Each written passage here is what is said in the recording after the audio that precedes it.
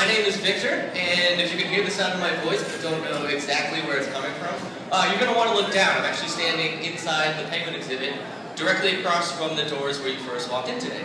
So look down. That's not a voice from above, that's just me. Again, my name is Victor. I'm a volunteer here at the aquarium with the penguin colony. Been here for about 7 years now. And just like to talk a little bit about our exhibit, a little bit about the 3 species of penguin we have here, and then just a little bit about penguins in general, some conservation stuff. Before we do that, just had a few quick reminders that I wanted to go over. No pictures. Number 1, there is no gum chewing allowed in the aquarium, and this is very important. So if the gum were to fall out of your mouth and into this nice cold water here, it's going to harden up and might look like a pebble or something cool for one of our penguins to build a nest with. So they're going to pick it up, they're very curious, they're going to bring it up onto the islands here, and it's going to get all warm and sticky again. There's a very good chance that then it could get stuck in their feathers. That's just a very stressful situation that we'd like to try to avoid. And number 2, just want to remind you to keep all of your personal belongings on your side of the wall. We find everything under the sun in here. A through Z has probably been in here at some point. Money, clothing, food, electronics, all sorts of things. One of my favorite things was a piece of grilled chicken, true story, with a fork stuck in it and a bite mark. Another time there was a lady, her whole purse fell, and like all money, it's just raining money and credit cards. As much as I would like that, it's not safe for our birds, and so we want to make sure that you go home with everything you came here with, and then our birds stay safe. So that's it. So now we talk a little bit about our exhibit. So I'm currently standing at about 150,000 gallons of filtered Boston Harbor seawater. So we do filter it in right from outside, and we clean it, but we do not heat it up. So right now it's about 56, 57 degrees, which is why I'm wearing this nice thick wetsuit, because we're in here for about anywhere from 4 to 5 hours a day doing all sorts of things, so it gets pretty chilly pretty quick. It'll get even a little bit colder in the winter.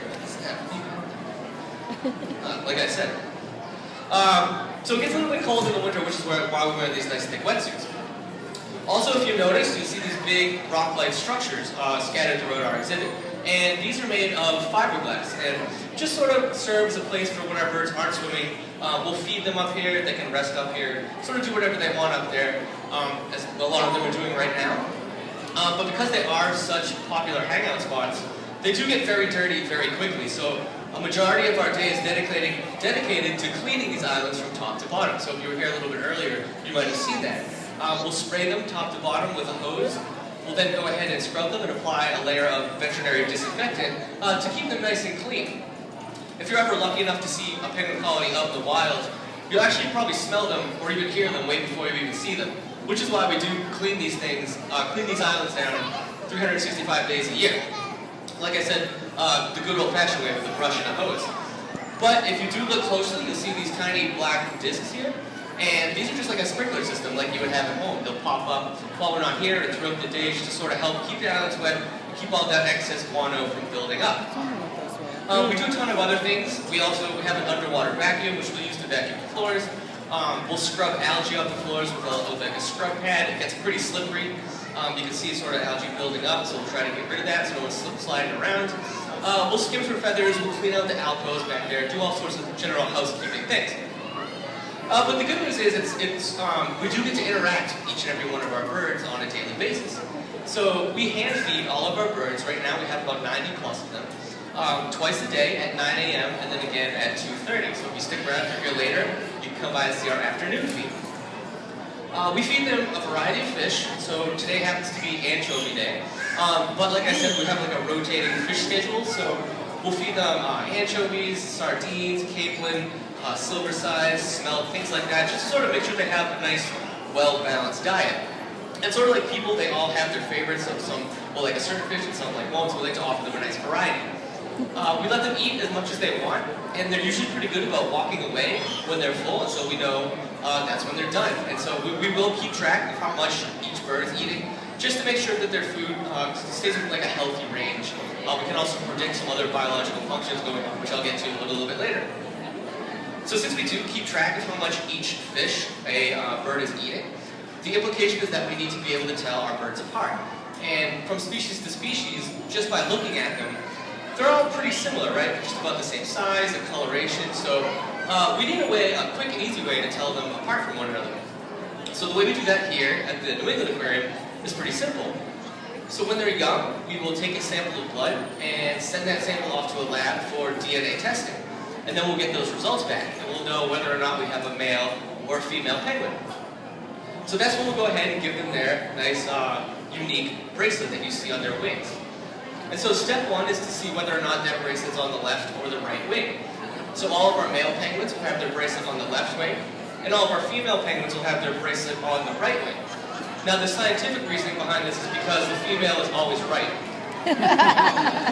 Thank you. Yay! Thank you. So males on the left, females on the right.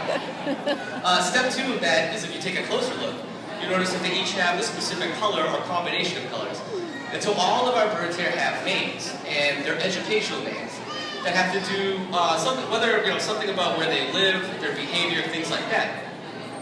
So there's an example I like to use. There's two African penguins, like the ones you see here. One has a gray bracelet on his left wing, and the other has a purple and yellow bracelet on his left wing. They are brothers, and their names are roast beef and plum pudding. Kind of funny names, right? So there's actually two small islands off the coast of Africa where this species, the African penguins, lives, named Plum Pudding and Roast Beef Island, so that's where they got their name. Now step three, and I have a perfect example right here, is if you see two birds with the same color bracelet, but on opposite wings. And so right here you have Good Hope with blue and white on the left, and Pika with blue and white on the right. And these are a mated pair. So we here at the aquarium are part of something called the SSP, or Species Survival Plan, and we will produce chicks. We will breed penguins here right on site in a separate facility. And so these two, for example, are a breeding pair, and they will have chicks for us during the breeding season. You also may have read that penguins are monogamous. And this is true a majority of the time. They do tend to find a partner and stay together for quite some time. But just like people, there are times when they leave one partner for another and things like that. So that's sort of where the species survival plan comes in, to make sure we have a nice genetically balanced population here at the aquarium. Now all 18 species of penguins they live in the southern hemisphere and exclusive to the southern hemisphere. So outside of places like this, you would never find them this far north. Also, a lot of times when you see penguins, you see them in sort of a snowy or icy environment, right? Like Christmas cards, movies, there's always snow or ice around. So you might be wondering where all the snow and ice is here. The majority of penguin species are actually what we call temperate climate birds. So only a few actually live in the Antarctic climate year-round. The three species we have here are all temperate climate birds. So they live in places where the weather is kind of like the weather here in New England. Hot summers, cold winters, and then spring and fall anywhere in between. So if we go around, I'll introduce you to all three species here. Way over to my left, those are the little blue penguins.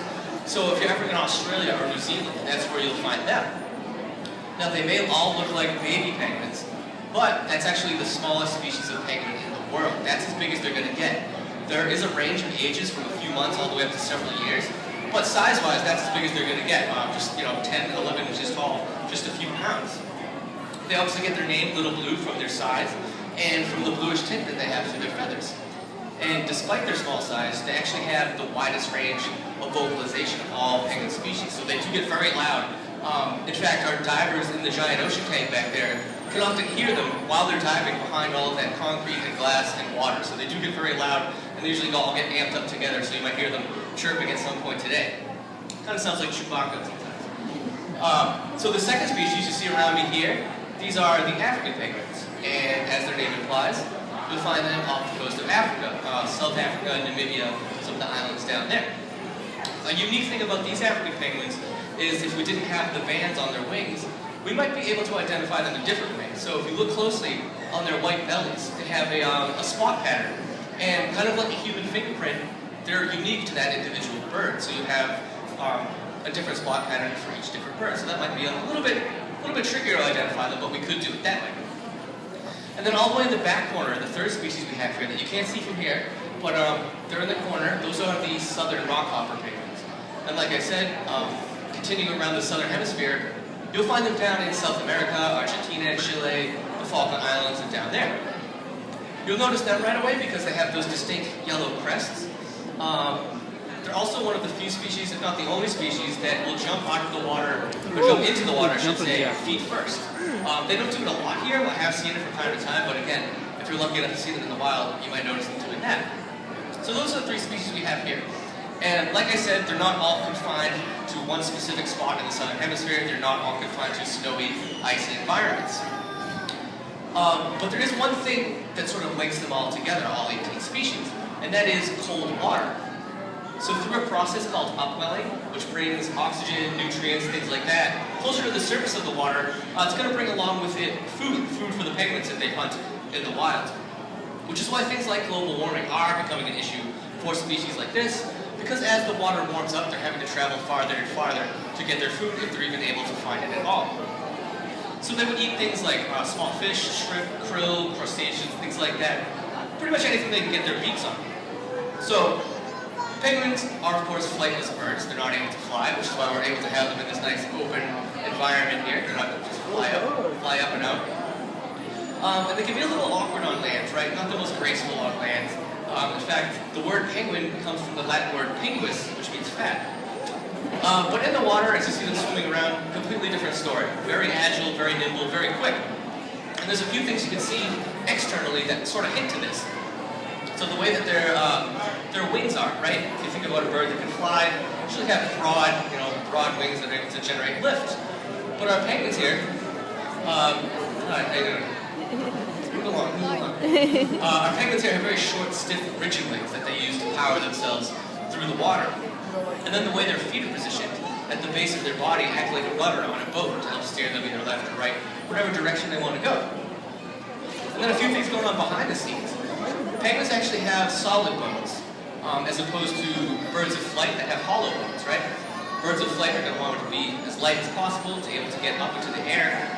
But our penguins need to pretty much do the opposite thing. They need to dive deep into the water. And so if they had hollow bones, it'd sort of be like diving into the water if you were wearing an inner tube or a life jacket. It'd be pretty hard to do. Also, unique to penguins, something called the dive reflex. And what this is when a penguin dives into the water, his or her heartbeat will slow down to about half of what it would be on land. So they're able to hold their breath longer, they become much more oxygen efficient when they're out there in search of food, things like that. Believe it or not, humans actually do have this too, but to a much lesser degree. So penguins in general, like I said, they're all sort of secluded, or not secluded, but they kind of span that whole southern hemisphere. They need to get into the water in search of their food. They need to get into the cold water in search of their food. So unlike me, can Emily Williams please announce your current information desk? Looking in the front lobby of the building as you're walking in. Once again, can Emily Williams please announce your current information desk? Looking in the front lobby of the building as you're walking in. Thank you. all right, so like I was saying, penguins need to they need to survive in this cold water. So unlike me, they're not able to just go out and throw on a wetsuit, right? They need other ways to stay warm. So penguins are birds. Now, does anybody know what one characteristic makes a bird a bird? What's the one thing unique to birds that all birds have? Feathers. Nice, right off the bat, I like it. Feathers, yep. So feathers are what make a bird a bird. And just because they don't use them to fly, they can use them to stay warm. Penguins have the densest feathers of all species of bird. So if you make sort of like an OK sign, kind of like that, that's roughly a square inch or so. And in that 1 square inch, a penguin will have anywhere from 80 to 90 feathers jammed right in that 1 square inch. Cool. So if I were to take one of those feathers and look at it under a microscope, I would notice two distinct sections or layers to that feather. The inner layer is going to be very soft, fluffy, and downy, like the feathers you find in a pillow or winter jacket, something like that. And then the outer layer is going to be short, stiff, and rigid. You're going to see almost tiny microscopic hooks. And what these are going to do are interlock with one another, almost like shingles on a roof. And so that's what gives our penguins that nice, sleek, waterproof appearance. It's going to keep them nice and watertight and keep all that water out while they're swimming around. Also, there's a few other behaviors they do to sort of help maintain their feathers. You can see a lot of them doing it now after they just come up for a nice swim. They're doing something called preening. And so what they're doing is taking their beaks, sort of shuffling through their feathers and making sure that there's no holes, all their feathers are nice and interlocked. They also secrete a waxy substance from the base of the tail. They will coat their beaks with that and then sort of sift through their feathers and sort of use that, sort of like to plug in any holes that they might find. Now, if you've ever wondered why a penguin was black and white, as you walk around the aquarium, you see all these nice bright, blue, green, all these nice colorful fish. Well, penguins are black and white because it's actually a form of camouflage and an adaptation and something called counter shading. So if you think about it this way, if you see one of our penguins swimming around, they stick out pretty well against this nice bright green floor that we have here. But if you can see them swim, over to my left, there's like a brown or black mat under the water. And as they swim over that, they almost sort of disappear into it, right? It becomes a lot harder to pick them out. And this is counter shading in action, so their black backs are going to blend in very nicely with the darkness of the ocean floor. And then on the flip side, if you imagine looking up at a penguin, the reason they have white bellies is because all the light coming down from the surface is going to make them hard to spot. So again, while they're hunting, it's going to work in their favor, and then again, if they're trying to evade a predator, it's going to make them a little harder to catch or spot. So because penguins rely on their feathers so much, they do need to take very good care of them. But just like pretty much anything else, Mother Nature does eventually take its toll. So once a year, a penguin will undergo something called a catastrophic molt. Catastrophic, I know it sounds bad, but it's just referring to the fact that everything happens all at once. So once a year, a penguin will lose all of his or her feathers all at the same time, and then grow in a completely new set. And this process is taken anywhere from a week and a half, 2 weeks, 2.5 weeks, sort of depending on the individual. So if you see any penguins here that look a little fluffy, a little spotty as far as their feathers go, chances are they're undergoing their molt. And like I said, this can last anywhere from 1 to 2 weeks. So eventually they'll grow their whole new set in and be good to go. So as I mentioned earlier, we keep track of how much food each penguin is eating. Now, if we start to notice that an individual penguin is eating much more food than he or she normally would, this is a good indication they're about to undergo their molt. So if you think about them out in the wild, as they're molting and losing their feathers, they're not going to be able to swim around in the cold water. They're going to be very cold very quick as that cold water rushes into anywhere they have feathers missing. So they're just going to eat as much as they possibly can and live off all of those excess calories, all that excess blubber while they undergo their molt. Nice. Now, luckily for me, there are no sharks swimming around here with the penguins. Of course, penguins will not have to worry about sharks or anything like that here at the aquarium. But out in the wild, predators are something that each and every individual has to take into account on a day-to-day basis. So if they're swimming, things like sharks, seals, and sea lions will go after them. Up on the land, dogs and cats, both domestic and wild. Things like lizards and snakes they might go after the penguins, or they might go after their eggs. And then of course birds of prey, eagles, falcons, things like that. Unfortunately, the number one threat to all species of penguins are humans. Now out of the 18 species, the vast majority of them are either threatened, vulnerable, or endangered. Specifically, these African penguins you see behind me here are all expected to go completely extinct, none left in the wilds, within the next 3 years, by 2020. Wow. Pretty scary. But that is, of course, if nothing changes. There are a few main reasons why things like this are happening to penguins and species like it. So number one, global warming, like I mentioned earlier. Penguins rely on that source of cold water to bring them their food, and so as that water warms up, they're having to travel farther to get that food if they're able to find it at all. Also, overfishing. If you're like me, I like seafood, but if we make sure that we're choosing sustainable seafood choices, and what that means is, taking seafood from populations in the wild, they're able to rebound on their own without the need for human interaction. A lot of the times we like to eat the same food, the same type of fish our penguins eat, and we take so much of it that there's really none left for them. So learning more about sustainable seafood is a great way to go.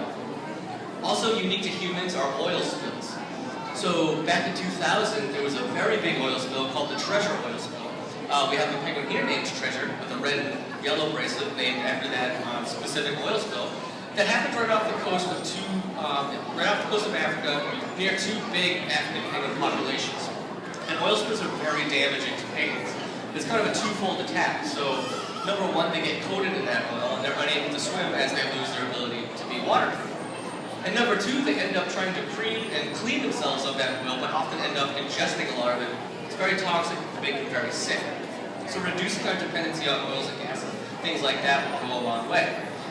Encroachment on their territory, destruction of their habitat, all things that are going on that need to be addressed. But just by coming here, listening to my talk, is a great way to start. You can volunteer just like I do if you really want to get in here and get up and close with these guys. And lastly, just part of your admission price to the aquarium goes directly towards the care of these species and all the species that you see here. So that's just about all the time I have. Again, my name is Victor. If you missed anything, have any other questions, raise your hand, shout them out. I'll be floating around here for a few more minutes. Make sure you enjoy the rest of the aquarium, and thank you for stopping by. Thank you. Yay!